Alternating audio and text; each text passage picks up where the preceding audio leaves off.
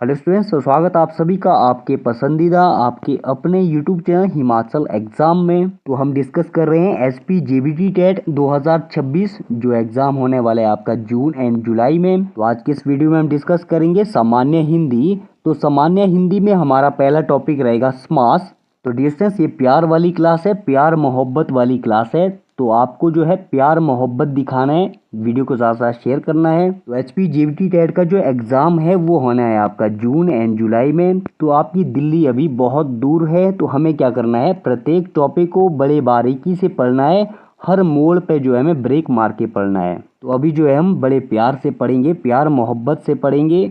भागम भाग वाला पैंतरा अभी नहीं अपनाएंगे, अपनाएंगे ज़रूर जब आपका एग्ज़ाम नियर बाई होगा। तब हम जो है घोड़े की स्पीड से दौड़ेंगे भाई, बुलेट ट्रेन की तरह भागेंगे हम। तो जो भी स्टूडेंट्स हमारे साथ आज नए जुड़े हैं तो चैनल को सब्सक्राइब कर लीजिएगा और बेल आइकन को प्रेस कीजिएगा ताकि हमारी वीडियोस की नोटिफिकेशन आप सभी तक सबसे पहले पहुंच सके। तो कंटिन्यू कर लेते हैं आज के सेशन को। तो हमारा टॉपिक है भाई समास। तो समास का अर्थ क्या होता है? तो समास का शाब्दिक अर्थ होता है छोटा या फिर संक्षिप्त रूप। तो परस्पर संबंध रखने वाले दो अथवा अधिक पदों के मेल से उत्पन्न विकार को समास कहते हैं। तो क्या कहते हैं भाई? परस्पर संबंध रखने वाले दो अथवा अधिक पदों के मेल से उत्पन्न विकार को समास कहते हैं। और दो शब्दों के मेल से बना पद जो है समस्त पद कहलाता है। तो समस्त पद किसे कहते हैं भाई? दो शब्दों के मेल से बना पद जो है समस्त पद कहलाता है। देखो कैसे भाई, कष्ट साध्य। तो कष्ट जमा साध्य, दो शब्द है यहाँ पर, एक कष्ट है एक साध्य है। तो कष्ट जमा साध्य, तो दो शब्दों के मेल से बना पद क्या कहलाता है? समस्त पद कहलाता है। तो यहाँ पर जो है कष्ट साध्य जो है ये आपका समस्त पद है। और उसके बाद क्या बोला गया है? समस्त पद का पहला पद पूर्व पद कहलाता है। तो समस्त पद कौन सा है भाई आपका? जैसे आपका कष्ट साध्य होगा, यथा संभव हो गया, यथा विधि हो गया, भरसक हो गया, नीलकंठ। यहाँ पर देख लेते हैं, नीलकंठ को देख लेते हैं। नील जमा कंठ, तो दो शब्द के मेल से बना पद क्या कहलाता है? समस्त पद कहलाता है। यानी नीलकंठ आपका क्या है? समस्त पद है। इसका जो पूर्व पद है यानी समस्त पद का पहला पद जो है पूर्व पद कहलाता है। जैसे आपका नील जमा कंठ, तो यहाँ पर नील क्या हो गया आपका? पूर्व पद हो गया। और उसके बाद बोला गया है कि समस्त पद का दूसरा पद जो है उत्तर पद कहलाता है। जैसे यहाँ पर कष्ट साध्य में देख लेते हैं, कष्ट जमा साध्य, तो कष्ट हो गया भाई पूर्व पद और साध्य हो गया भाई आपका उत्तर पद। और यहाँ पर नील हो गया पूर्व पद और कंठ हो गया आपका उत्तर पद। और उसके बाद बोला गया है समस्त पद का विग्रह जो है आपका समास विग्रह कहलाता है। तो समस्त पद कौन सा है? जैसे आपका नीलकंठ हो गया, नील गाय हो गया, यथा संभव, कष्ट साध्य, यथा विधि और भरसक। तो ये आपके क्या है? समस्त पद दे रखे हैं। और इसका विग्रह क्या कहलाता है? समास विग्रह कहलाता है। जैसे आपका नीलकंठ जो है समस्त पद है, इसका विग्रह होता है नीला है कंठ जिसका भोलेनाथ, नीला है कंठ जिसका, ये क्या हो गया आपका? नीला है कंठ जिसका, ये हो गया आपका भाई समास विग्रह। तो यदि हम यहाँ पर देखें कष्ट साध्य, कष्ट से साध्य, ये कौन सा समास है भाई? ये आपका तत्पुरुष समास है। भरसक, भरसक बोले तो पूरी शक्ति से, भरसक है आपका अव्ययी भाव समास। नीलकंठ है आपका भाई नीला है कंठ जिसका, इसमें जो है तीसरा पद निकल कर आ रहा है। तो नीला है कंठ जिसका भोलेनाथ। और नील गाय, नील गाय में यहाँ पर क्या हो रहा है भाई? इसका विग्रह है नीली है जो गाय, है जो मैं जो, ये आपका हो गया कर्मधारय समास। यथाविधि, यथाविधि बोले तो विधि के अनुसार। तो यथा प्रति आ अन हर भर, ये किसकी पहचान है भाई? ये आपके अव्ययी भाव समास की पहचान है। तो यथा विधि कौन सा समास होगा? अव्ययी भाव समास। और सेम यहाँ पर यथा संभव, जितना संभव हो सके। तो यहाँ पर पूर्व पद है यथा, तो यथा ये कहाँ लगता है भाई? ये लगता है अव्ययी भाव समास में। तो यथा संभव भी कौन सा समास हो जाएगा आपका? अव्ययी भाव समास। ये तो जस्ट आपको ट्रेलर बताया गया। हम जो है पूरे समास को बड़े बारीकी से पढ़ेंगे। आपका जो है समास का क्वेश्चन कभी भी गलत नहीं होगा। क्वेश्चन आपका तभी गलत नहीं होगा अगर आपने हमारी वीडियो पूरी देखी होगी, प्रत्येक टॉपिक को अच्छे से देखा होगा, तभी आपका क्वेश्चन गलत नहीं होगा। अदरवाइज जो है ऊपर से देखी होगी वीडियो तो हम कह नहीं सकते हैं। आपका क्वेश्चन सही भी हो सकता है, नहीं भी हो सकता भाई। तो इसी प्यार मोहब्बत की कड़ी में हम पहुंचते हैं भाई एआई के ज़माने में। तो यहाँ पर जो है पिक्चर के माध्यम से आपको समास बताया जा रहा है, तो आपको बड़े अच्छे से देखना है। तो यहाँ बोला गया है समास बोले तो दो शब्दों के मेल से बना नया शब्द क्या कहलाता है? समास कहलाता है। तो इसके भेद क्या है भाई? भेद है इसके अव्ययीभाव समास, तत्पुरुष समास, कर्मधारय समास, द्वंद्व समास, द्विगु समास, बहुव्रीहि समास। तो अव्ययी भाव समास पहला देख लेते हैं हम।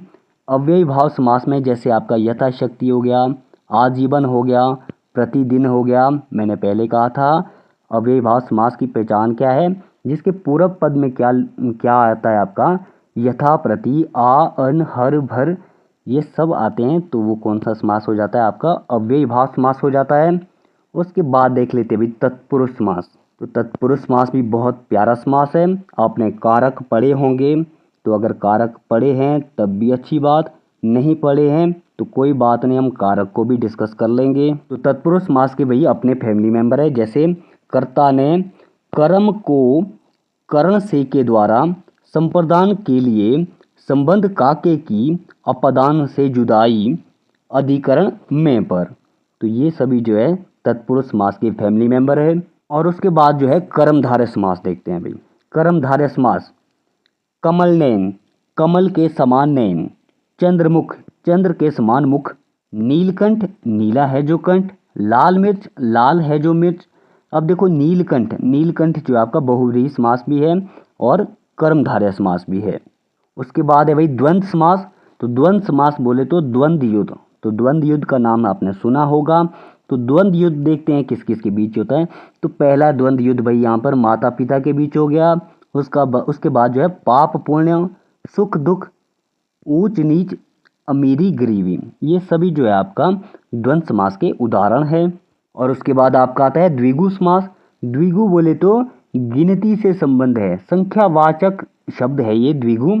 जैसे आपका चारपाई हो गया, पंचवटी हो गया, अठन्नी हो गया, त्रिवेणी हो गया। यहाँ पर जो है प्रथम पद जो है संख्यावाचक होता है। तो नेक्स्ट दे रखा है भाई बहुव्रीहि समास। तो बहुव्रीहि समास में जो है अन्य पद प्रधान होता है, यानी तीसरा पद जो निकल कर आता है वो प्रधान होता है। जैसे दशानन, दश है आनंद जिसके, दस है सिर जिसके, वो किसके होते भाई? वो होते हैं रावण के।